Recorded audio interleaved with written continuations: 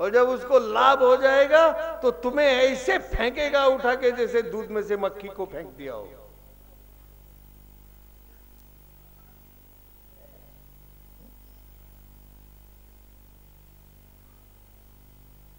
इसलिए don't take sides, बिल्कुल निष्पक्ष।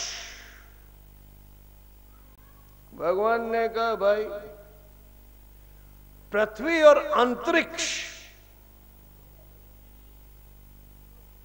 दोनों की परिक्रमा करके जो पहले आएगा वो बड़ा।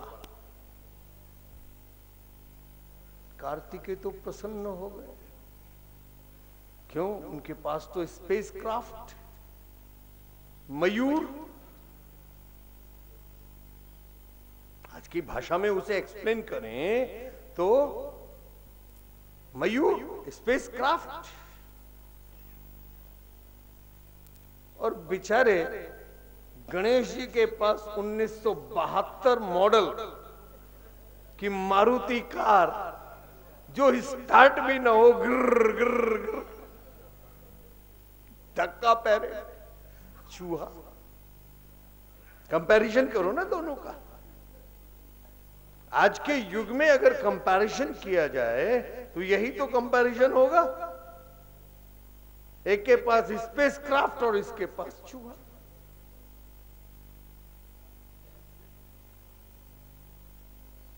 कार्तिकेय जी तो उड़ गए।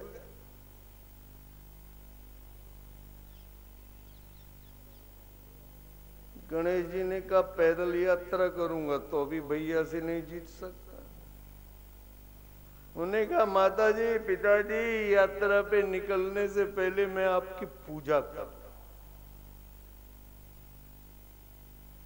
अब आपका बेटा कहीं जाए और कहे मैं आपके चरण स्पर्श करके जाऊं तो आप मना करोगे? आशीर्वाद ही दोगे।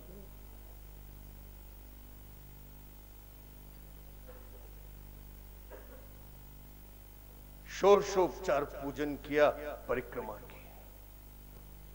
भगवान शंकर आधी परिक्रमा में प्रसन्न हो जाते हैं। बस बस बस बस बस। बड़ी सरल देवता है भाई। देखो अन्य देवताओं को तो राजभोग से लेके और पता नहीं है, भगवान कृष्ण को नित्य 8 भोग चाहिए, 8 बार है। 56 क्यों लगे गोवर्धन के टाइम में? क्योंकि 7 दिन तक भोग नहीं लगा। उन्होंने कहा भाई 8 बार खाता था और तुमने 7 दिन तक कुछ भी नहीं खिलाया, अब 8 सत्ते 56 खिलाओ। इसलिए 56 भोग की परिक्रमा है, ये परंपरा प्रारंभ हुई। उनको 8 बार चाहिए। भगवान शंकर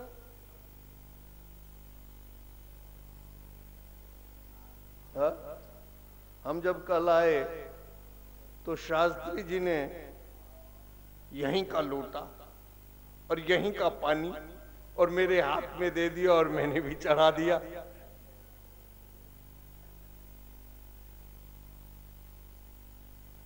तो उनके लिए तो ना कुछ लाने की जरूरत ना कुछ, मंदिर का ही पानी, मंदिर का ही लोटा और अपने हर हर महादेव करके चढ़ा दिया और भगवान शंकर प्रसन्न हो गए। बताओ इससे सरल देवता कोई दूसरा मिलेगा?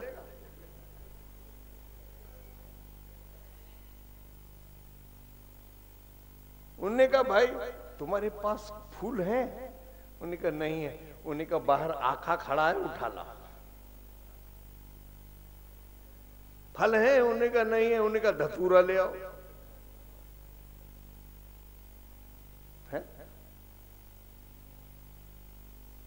उन्होंने कहा माला वाला पहनाने के लिए फूल वगैरह कुछ है? पत्ती वत्ती नहीं है। उन्होंने कहा भांग उठा लो। इसका मतलब ये नहीं है कि भगवान भांग खाते हैं या धतूरा खाते हैं, नहीं। वो कहते हैं ऐसी अनुपयोगी वस्तु भी मुझे चढ़ा दोगे तो मैं प्रसन्न हो जाऊंगा। मगर लोगों ने उसका अनर्थ कर दिया और हाँ,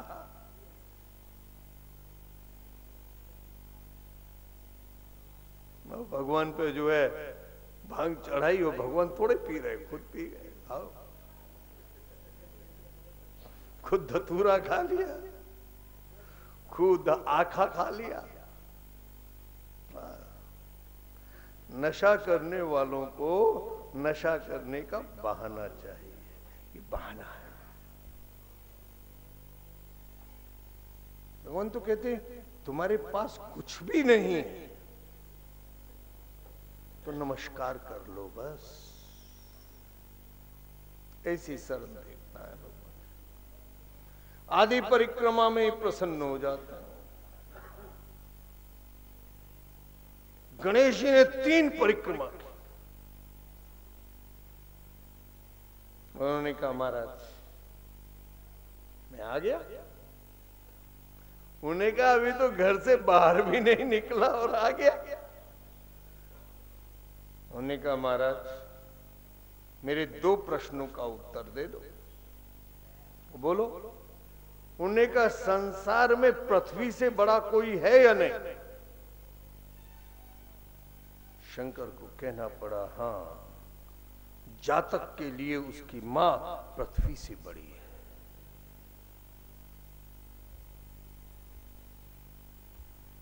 और अंतरिक्ष से बड़ा कोई है?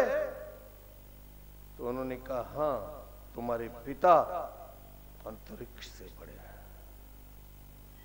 उन्होंने कहा जब मैंने माता और पिता की 3 परिक्रमा कर ली, फिर किस पृथ्वी की और किस अंतरिक्ष की परिक्रमा करने की मुझे आवश्यकता है? दिव्यात्माओं, जब तक आपके माता पिता जीवित हैं, आपको घर से बाहर जाने की जरूरत नहीं है किसी भी तीर्थ में। माता पिता के चरणों में सारे तीर्थ निवास करते हैं। हाँ, माता पिता यदि तीर्थ जाना चाहें तो तुम्हारा कर्तव्य बनता है श्रवण की तरह उनको ले जाओ। जो भी साधन तुम्हारे पास हो। उस समय कांवर का साधन था, वो कांवर में ले गया। तुम्हारे पास कार है, कार से ले जाओ, रेल से ले जाओ, हवाई जहाज से ले जाओ, हेलीकॉप्टर से ले जाओ। जो भी साधन तुम्हारे पास उपलब्ध है उससे ले जाओ। माता पिता को तीर्थ कराओ। किंतु माता पिता घर में बैठे हुए हैं और उनके चरण स्पर्श करके भी तुम नहीं चले तो तीर्थ का कौन सा फल तुमको मिलेगा? कोई फल नहीं मिलने का। घर में बैठी हुई मां से पूछकर भी नहीं आए और वैष्णवी से आशीर्वाद चाहते हो, मिलेगा क्या? नहीं मिल सकता। घर में बैठी हुई चैतन्य शक्ति में तुमने जब शक्ति का दर्शन नहीं किया तो पाषाण की मूर्ति में क्या तुम दर्शन करोगे? घर में बैठे हुए बूढ़े पिता को गालियां देते हो और अमरनाथ में शंकर का दर्शन करने चले, मिलेंगे नहीं। तुम तो बर्फ को नाप के चले आओगे, 14 इंच का था या 12 इंच का था या 10 इंच का था या पिघल गया, बस।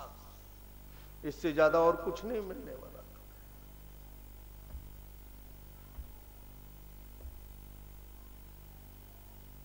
पृथ्वी और अंतरिक्ष को छान मारा कार्तिकेय ने, और गणेश जी घर से बाहर नहीं निकले और माता पिता को प्रणाम किया, और क्या नहीं मिल गया उनको? आज सबसे पहले पूजते हो या नहीं पूजते? समुकुश्चैक दंतश्च कपिलो गजकर्णका लंबोदरश्च विकटो विघ्ननाशो विनायक धूम्रकेतुर्गणाध्यक्षो भालचंद्रो गजानन द्वादशैतानि नामानि यपठेत शृणुयादपि विद्यारंभे विवाहे च प्रवेशे निर्गमे तथा संग्रामे संकटश्चैव विघ्न तस्य न जायते। शुक्लांबरधरं देवं शशिवर्णं चतुर्भुजं प्रसन्नवदनं ध्यायेत् सर्व विघ्नोप शांतये अभीप्सितात सिद्ध्यर्थम पूजितो ये सुरासुरैः सर्व विघ्न हरस्तस्मै गणाधिपतये नमः। मातृदेवो भव, पितृदेवो भव, आचार्य देवो भव, अतिथि देवो भव, सत्यम वद धर्मम च। बस वैदिक उपदेश है, वेद वाक्य है। तो राम कवि चरित प्रातः काल उठ के रघुनाथ मात पिता गुरु ना वही माता। अच्छा एक बात, गुरु गोविंद दोनों खड़े, काके लागू पांव, बलिहारी गुरु आपनी। गुरु और गोविंद अगर खड़े हैं तो पहले कौन किसको प्रणाम करोगे? और पिता और गुरु एक साथ खड़े हों तो बोलो, गुरु और पिता एक साथ खड़े हों तो किसको प्रणाम करोगे? पिता को। और माता और पिता एक साथ खड़े हों तो प्रातः काल उठ के रघुनाथ मात पिता गुरु नाम ही माता। प्रोटोकॉल है।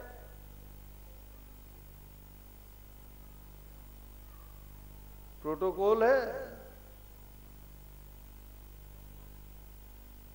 गुरु गोविंद में तो गुरु पूज्य, और गुरु और पिता खड़े हों तो पिता, और माता और पिता खड़े हों तो माता, और तीनों खड़े हों तो पहले मां, फिर पिता, फिर गुरु। प्रातः काल उठ के रघुनाथ मात पिता गुरु, मात पिता गुरु। मातृदेवो भव, पितृदेवो भव, आचार्य देवो भव, अतिथि देवो भव। ये सनातन धर्म है। आज सनातन धर्म से हम दूर जा रहे हैं। सनातन धर्म में सबसे बड़ा स्थान ही मां का है। मां से बढ़कर किसी का स्थान नहीं है बंधुओं। फिर पिता, फिर गुरु, फिर अतिथि। अरे भाई,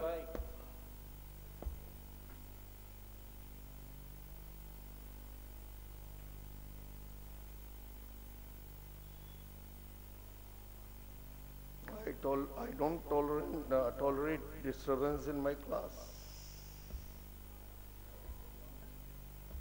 मैं शिक्षक रहा हूं और मेरी आंख वहीं जाती है जब क्लास में कहीं गड़बड़ हो रही होती है।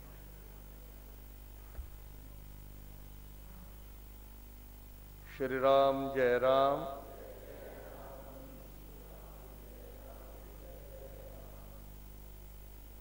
शिव अभिषेक करहि विधि नाना, और मांगहि महेश हृदय मनाई, मात पितु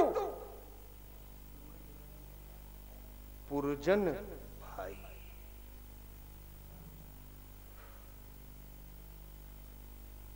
निष्काम हो रहा है।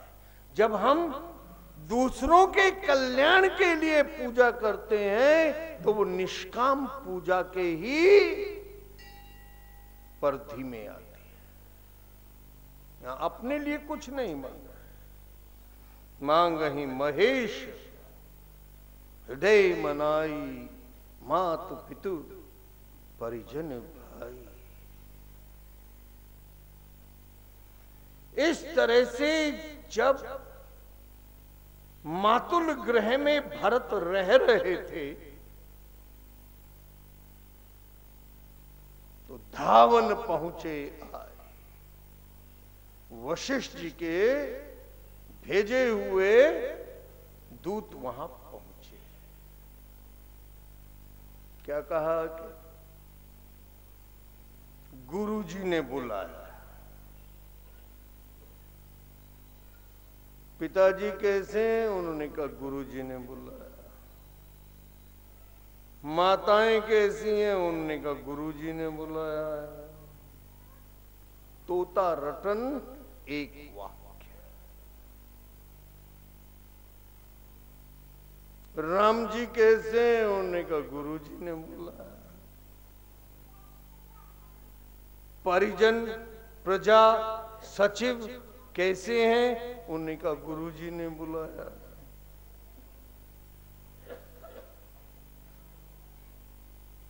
गुरुजी बुला सकते हैं, इसमें कोई, किंतु आवाहन किसका है? एक राजकुमार का।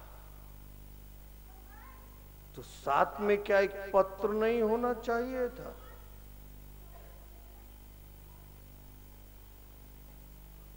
महाराज सुमंत्र का पत्र होना चाहिए था। राजकुमार चिरंजीव भरत को महाराज दशरथ का आशीर्वाद प्रेषित करते हुए आज्ञा दी जाती है कि वो तुरंत अयोध्या के लिए प्रस्थान करें। गुरुदेव ब्रह्म ऋषि वशिष्ठ उनका आवाहन करते हैं और नीचे सुमंत्र के दस्तखत होने चाहिए थे। एक राजकुमार का आह्वान है ये, किंतु नहीं, गुरुजी ने बुलाया है, गुरुजी ने बुलाया है, गुरुजी ने बुलाया। दिव्यात्मा वो शिष्य ही क्या जो गुरु के इशारे को न समझे।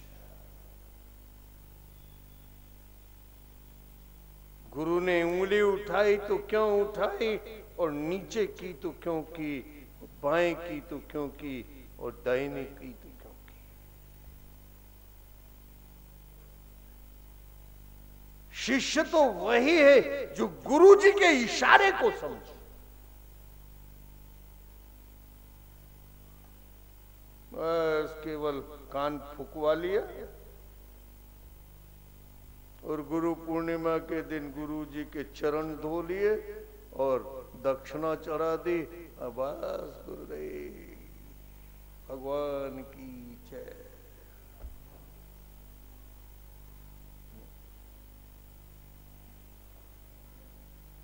समस्या ही है, हम रामायण को मानते हैं, रामायण की नहीं मानते। हम राम को मानते हैं, राम की नहीं मानते। हम कृष्ण को मानते हैं, कृष्ण की नहीं मानते। हम गीता को मानते हैं, गीता की नहीं मानते। हम गुरु जी को मानते हैं, गुरु की नहीं मानते। गुरु का इशारा।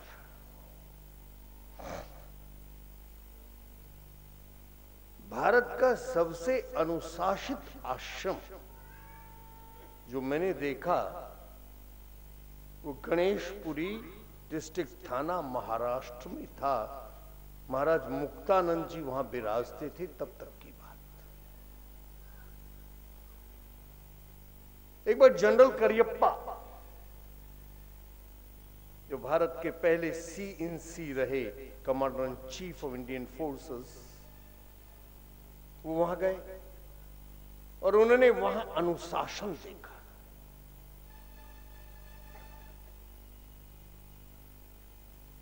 उन्होंने कहा मैं तो मिलिट्री मैन हूं इसलिए अनुशासन जानता हूं, पर आप तो बाबा लोग हैं, ये अनुशासन कहां से आ गया?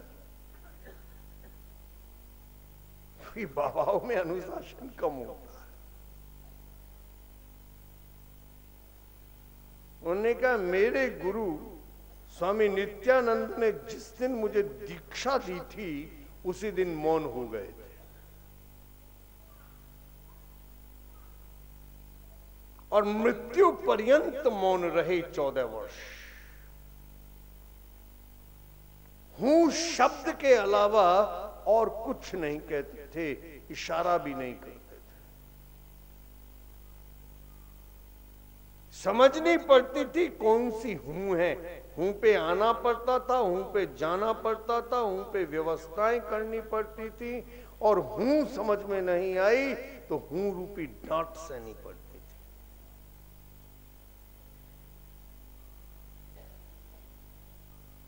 तो ऐसे अनुशासित गुरु के शिष्य होने से मेरे में अनुशासन आया। और भरत जी किसके शिष्य हैं? महर्षि वशिष्ठ के शिष्य हैं।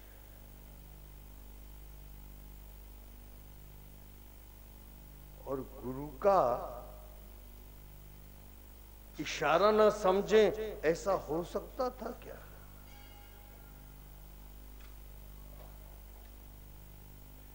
देखिए, हमारे यहां जो ग्रंथ लिखे गए उनमें अनुशासन शब्द कई जगह आया है।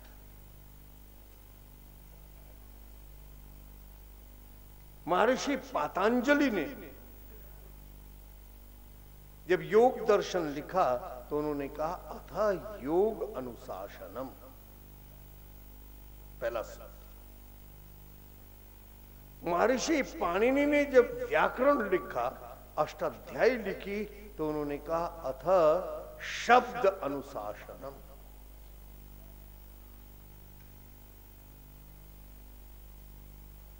तुलसी भी हमको एक आध्यात्मिक यात्रा में प्रवेश कराएंगे। भरत की चित्रकूट यात्रा वास्तव में जीव की वैकुंठ यात्रा है, और वो बिना गुरु के अनुशासन के हो नहीं सकती। इसलिए यहां से शुरू होती है ये यात्रा। गुरु अनुशासन श्रवण सुनी, गुरु अनुशासन, गुरु अनुशासन। गुरु के अनुशासन में ही आपका जीवन सफल हो सकता है। अगर गुरु का अनुशासन आपने अपने जीवन में नहीं माना तो जीवन सफल नहीं होगा। गुरु अनुशासन श्रवण सुनी, चले गणेश मनाए। देखिए, नाना जी के घर से वापस आ रहे हैं तो नाना नानी इत्यादि से सबसे तिलक करा के आते। क्यों? गरीब से गरीब आदमी भी जब ननिहाल से विदा होता है तो उसको, गरीब से गरीब आदमी भी 2, 4, 5, 10 अपनी हैसियत के अनुसार उसको विदा करता है। पर यहां ना नानी से मिले, ना नानी से मिले, ना मामाओं से मिले, ना मामियों से मिले। गुरुजी ने बुलाया है ये अनुशासन श्रवण करके, केवल गणेश का पूजन करके और चल दिए। अर्थात क्या नहीं भूले? धर्म नहीं भूले। इसीलिए भरत धर्म के प्रतीक है।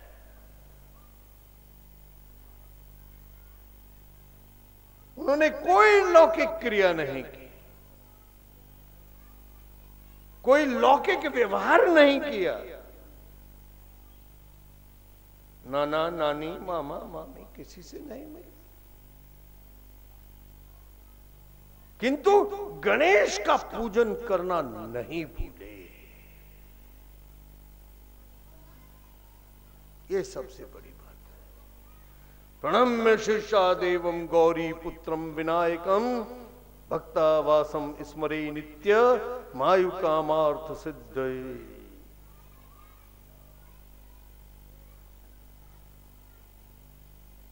गणेश का पूजन।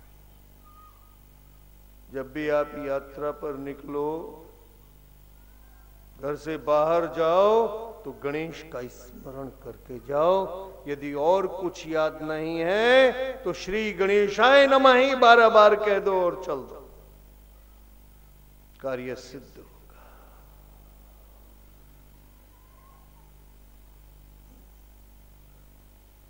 कार्य की सिद्धि भैया, रिद्धि भी उनके हाथ में और सिद्धि भी उनके हाथ में। दो पत्नियां, एक का नाम रिद्धि, एक का नाम सिद्धि। भौतिक उन्नति भी उन्हीं के हाथ में है और